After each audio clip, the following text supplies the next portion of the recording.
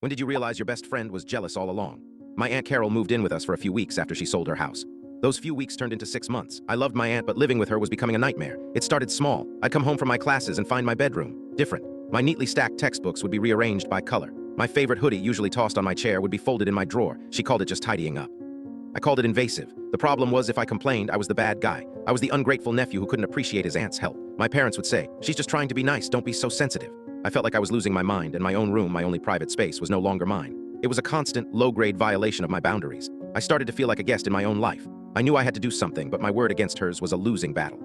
She was the helpful, tidy guest. I was the messy, moody teenager. So I bought a camera, a tiny one the size of a sugar cube designed to be a nanny cam. I hid it on my bookshelf, nestled between two thick fantasy novels with a perfect view of my entire room. I didn't tell anyone. I just wanted to know if I was crazy. Was I just forgetting where I put things? I went to my classes the next day feeling a nervous pit in my stomach. When I got home, the first thing I noticed was that the poster on my wall was slightly crooked. My desk chair was pushed in, small things, but I knew.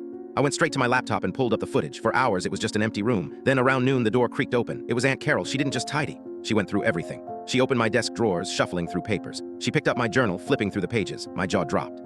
This wasn't tidying, this was a search. She went into my closet, feeling the pockets of my jackets. She even lifted my mattress, looking underneath. It was a systematic invasion of my privacy. She wasn't cleaning, she was looking for something. The rage I felt was cold and sharp. She was treating me like a criminal in my own home. I didn't storm out and confront her. I saved the video file. I waited until that evening when my parents and my aunt were all in the living room watching TV. I walked in calmly and said, "Mom, Dad, Aunt Carol, can I show you something?" I knelt by the TV and plugged my laptop into the HDMI port. "I've been feeling like I'm losing my mind lately," I said, my voice even. "Forgetting where I put things, so I set up a camera in my room to see if I could figure it out." I pressed play. The video of my empty room appeared on the big screen. My mom looked confused. My aunt shifted uncomfortably. Then the door in the video opened and Aunt Carol walked in.